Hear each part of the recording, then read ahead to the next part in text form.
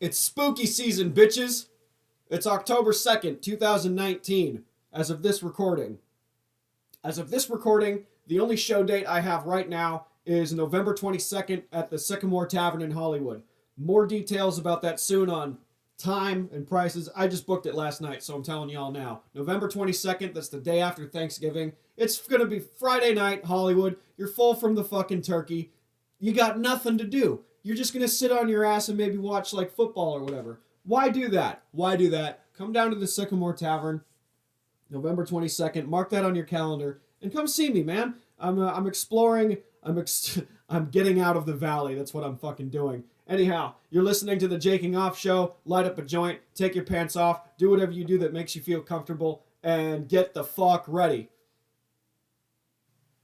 So I haven't really done a reflection podcast in a little while. So here's just some stuff that's been going on over the past month or so of just doing comedy and keeping the sword sharp and just never quitting, never faltering, just keep fucking going and stumble through whatever. So the last couple of shows that I did that weren't open mics, I was at Flappers and I was at the Springbok, and it was little crowd, little shows, and I did well, and at least I think I did.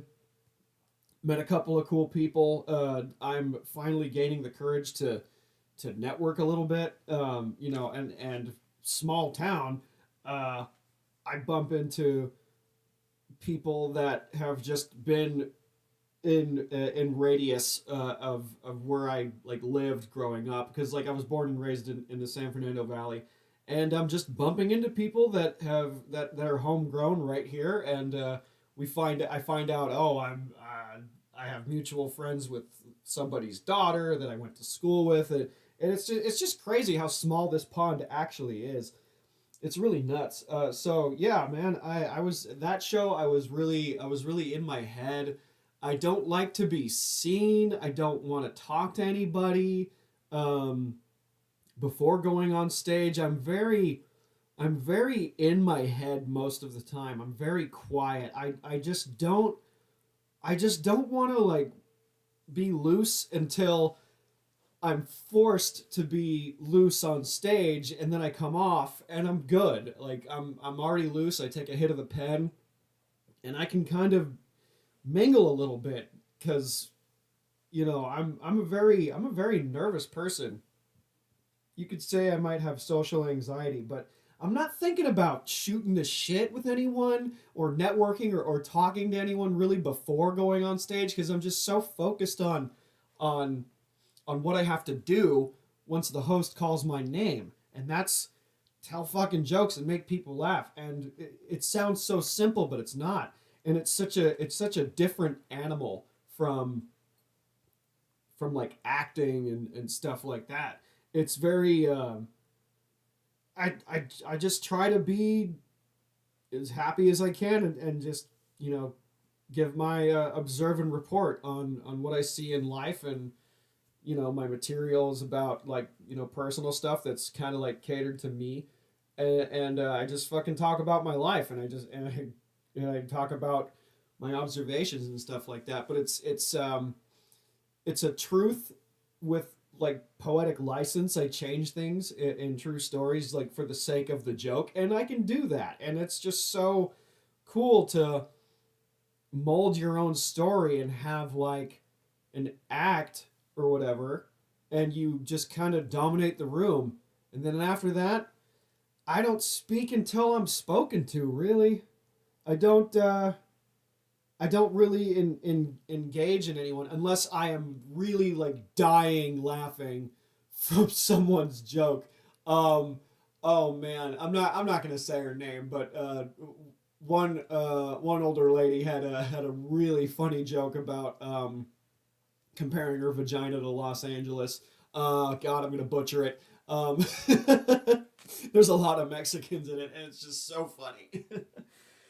It was just good the way she delivered it, and this lady was like kind of like this like cougar soccer mom vibe going. She was like swirling a wine glass, like she was really funny. Um, and like we talked for a little bit, and she told me about other open mics uh, that are done by like people who've been in the game for longer, and people who like pros that work out new stuff, and like, you know, these tiny little hole in the wall places that I'm being told about that aren't on the Comedy Bureau website, which is a site that I look to when it comes to like finding open mics. And like that's how I found the Fourth Wall. That's how I found out about the Haha and the Laugh Factory, and all these other fucking places, cafes, bars, whatever, what have you, where it's just shitty open mics and you get to temper the sword. Now, I've said this before, practicing the craft of stand up is so much cheaper than practicing the craft of acting. Because what is it? Classes taught by a professional, it's like 500 or 600 for 6 weeks or whatever, and you get to do fucking scene study and, you know, audition classes and stuff like that, commercial audition classes that cost hundreds of dollars, man. And that's so not in my price range right now, where I could just hit an open mic and practice the improv skills that I've learned in college, and try to like implement a little bit of that into it. So like I'm kind of teaching myself. There's no fucking guidebook on stand up. You just find a spot and eat shit. Now, like the last couple of shows that I did well at, so I'm like, oh, this is going really well. I'm killing, I'm crushing right now. And then, you know, I try some new stuff in an open mic, and then it comes crashing down. It humbles me up. And that's honestly like it's a good feeling to do an open mic and just fucking suffer, because there's no real audience. It's other comics waiting their turn, or they're just quiet and they're listening to, maybe they can riff on something you said, or, you know, they're looking at a set differently from how how a general audience member would look at it. And the kind of laughs that I got were more like huh and and, you know, like just single noises, and there was a couple like gruffs and whatever, and that's a seal of approval to me. How I see it, like, okay, if another comic is like barely laughing or just acknowledging even like a fake sounding laugh, that could fucking mean anything. But, you know, you bomb, and you just use that energy, and you just remind yourself that you're not hot shit. No matter what level you're at, you are not hot shit. No one is. It's so fucking oversaturated. And I'm realizing that now, because there was an open mic at the Laugh Factory, and a line starts forming, and only like the first 10 people are guaranteed to go up. After that, it's a raffle. And like, there are some hungry fucking people that just hang out in front of a comedy venue. My phone keeps fucking going off. I'm such a moron. Ugh. What is it? Oh, it's work and my boss and Jesus. Ugh, I should have turned my phone off before recording this, because now I have fucking work related shit. Oh yeah, I have my old job back. I don't know if I told anyone that. But I'm back to making a regular amount of money. I'm not in between jobs anymore. That was a little scary, but I needed that, because during that extra time that I had, I fucking made this happen. And shout out to my fellow patrons for donating, because now I have a little mixer right here, this little thing with knobs and stuff, and we're using one mic, but about 3-4 feet to my right is another where guest will sit. And I'm gonna have one of my patrons on the podcast very soon. So if you're a creative type person, and you donate a couple bucks here and there to my Patreon, just go to patreon.com/jakingoffshow, and you know, if you're and reach out to me, you know, if you want to pay 1, 3, or 5, or whatever amount you want, you know, and you scratch my back, man, I'll scratch yours. Why not? Come on here. Promote your artwork, uh, whether that be music, writing, acting, stand up, whatever. You know, acrylics. Doesn't matter. We can talk about it and just get the word out because uh, you can only promote so much and do what you can to get asses in seats.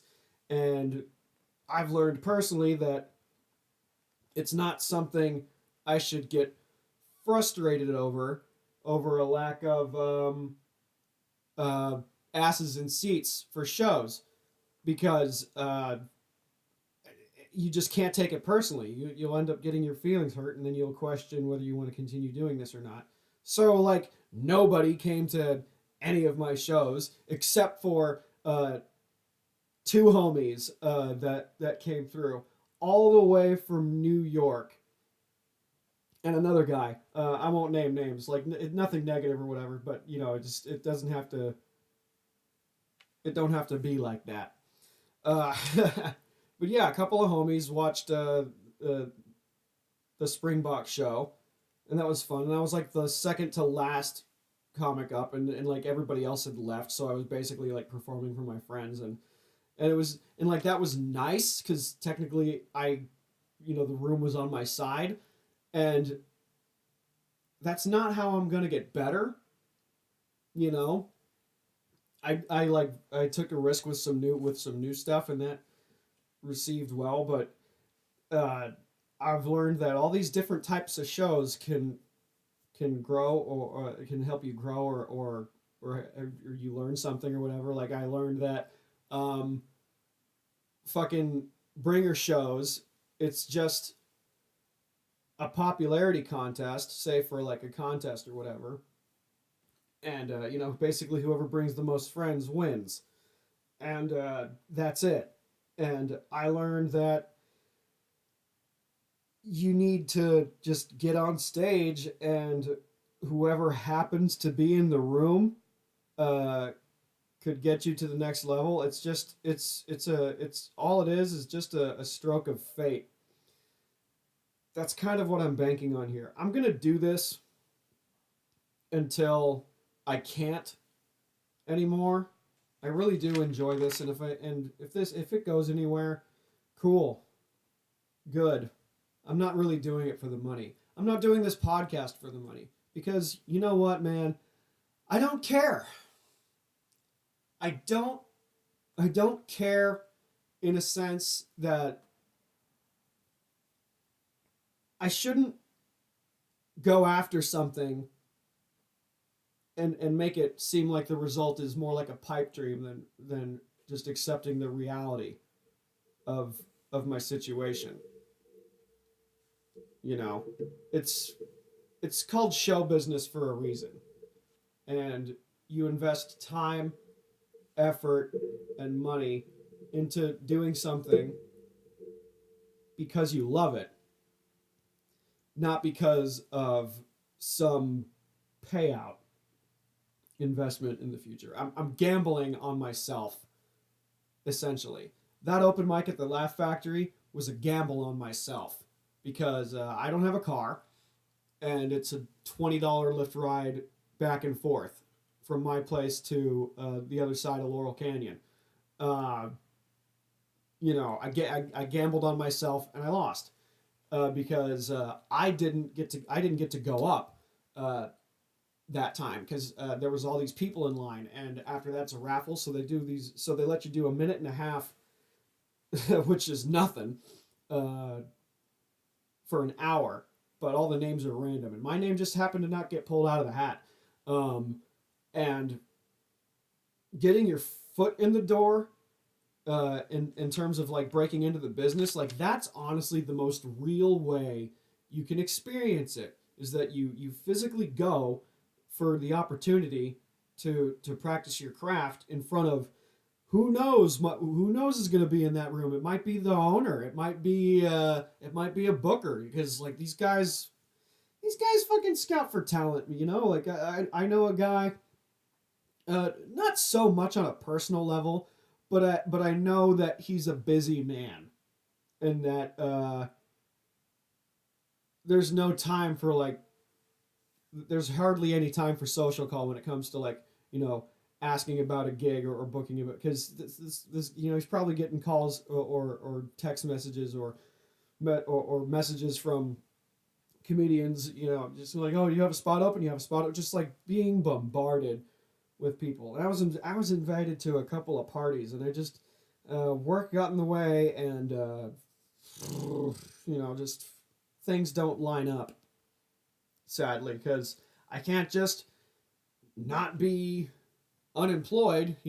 God, I envy envy the rich so much. I envy people who just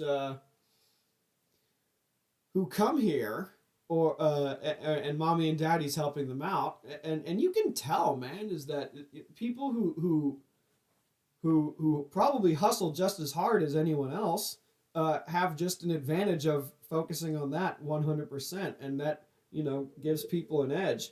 And what I can tell from someone who's not from here, that's just getting their feet wet, they still have and someone who's been here who for like 10, 15 years or whatever, is that they're more positive.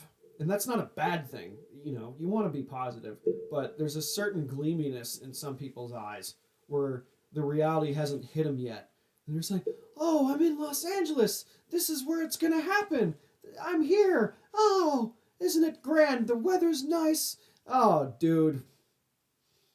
It's like giving a tour of my own backyard every year for the last 25 years that I've been able to say words. This place, the Valley, the San Fernando Valley, where a lot of people will call home here. There's a lot of people who move here or Hollywood or wherever that are from like Omaha or Oklahoma City or Kansas City or Texas or Louisiana or Detroit, wherever, man. Just like, it's such a ballsy move to pack up your shit and live out of whatever you can fit in your car or in a suitcase and just make that move. I respect that move, and it's fucking great and all, and that's something I'm never going to experience because all of this entertainment capital has been in my backyard forever, and I don't see it. I didn't see it at first as like, oh, it's this magical place where fortunes can be made. It's like, oh, it's just people that work on multiple angles of the business, whether it's behind the camera or in front of the camera or writing or whatever the fuck. There's just like there's a lot of people here that are here just here to work. It's not this fucking fantasy. I don't know where I'm going with this, but yeah, I can tell someone who's just getting their feet wet and someone who's been here for a while. There's like a slight jadedness. Like, just work is work, because people don't like talking about work. I don't like mentioning my day job. I don't like talking about my day job. In fact, that's the last thing I want to fucking talk about ever when I'm not at my day job. Because when I'm at my day job, it's day in, day out, same thing. Everybody has a job that is similar to that description. That's most jobs in general. And I don't like talking about it. I have material on it, but I just like people who are writers, who are producers, who are whatever. The last thing they want to fucking hear is, how can you get me in? Can I get in? Let's be people, there's sharks in these waters. There's people that want to get to know you because of your title, and people who work and live here and have for a long time can see that bullshit and go, oh, you just want to be friends because you want to take advantage of me. Nah. Bye-bye. Like, people who work in the casting business or whatever, like, they must get bombarded with questions like, "Oh, I'm an actor. I just moved here. Here's my headshot." I'm like, yeah, okay. It doesn't work like that, man. It's just like I barely know you. What the fuck? Like, I don't know. People bother me when they want to talk about my day job, the job that makes me money. Like, oh, what do you do? You're on a date with someone. What's like the first fucking question that you ask them? Is like, what do you do? You know, it's I hate saying it because I want to say, oh, what do you do? I'm a comedian and a podcaster because that's what I do. That the question is not what do you do to live or what do you do to make money. That it's a real monkey's paw type of situation. Like, what do you do? What's your job? Like, I'll say, I'm not gonna say a shift lead at a frozen yogurt shop. I'm not gonna say a sushi chef at a restaurant. I'm not gonna say fucking marketing for a company or whoever the fuck. I'm gonna say what I like doing. And then people and then she'll think and then she'll think, oh, he's a fucking loser. He's broke or whatever. I don't know. That's just through my experience, but that's the last fucking thing I want to talk about. I want to talk about stuff that I enjoy doing. That they should change that question should change in societal norms. Not what do you do for a living or what do you do that makes you happy. That's a better question to get to know someone. It's all so fucking plastic here. Um, I, do I want to go that route? No, I don't want to go that route. I don't want to fucking because these people piss me off. People that are self-entitled, that bring their little fucking chihuahua with them, like, oh, it's an emotional support animal. Like, no, you just want to fucking bring your dog with you everywhere you go because you think you're special. And there's people that are that need like an emotional support animal or a service dog or whatever the fuck. Like, there's people that actually need that. That's why we have those laws. But then you're just going to come in here and take advantage of it. We're like, oh, I can do whatever I want. I don't have to do anything. Like, oh yeah, really miss fucking Blowfish Big Isle sunglasses. Did you just get back from rehab? Like, fuck. That's a lot of people in this town. It's just people that are just that just show off and think they're hot shit, and it's really fucking annoying. And you can smell it on them. It's just bad news. Anyway, I'm painting with a broad brush about the town I live in.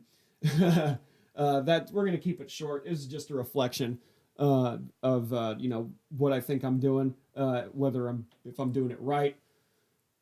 I don't know, but I'm gonna have a couple of guests on pretty soon. I'm gonna have the homegirl Rebecca Driscoll on. I'm gonna be recording with her at the end of the week, and then I'm gonna have the main man Alan Peterson on next Saturday, and that's gonna come out when it comes out. But yeah, I'm cranking out more content. There's no set schedule. I'm just kind of doing it for the sake of fucking doing it. This is where we're at. Hey, Amazon started in a fucking garage, so here we go. Choo choo, bitches. The train's moving. We jaked off.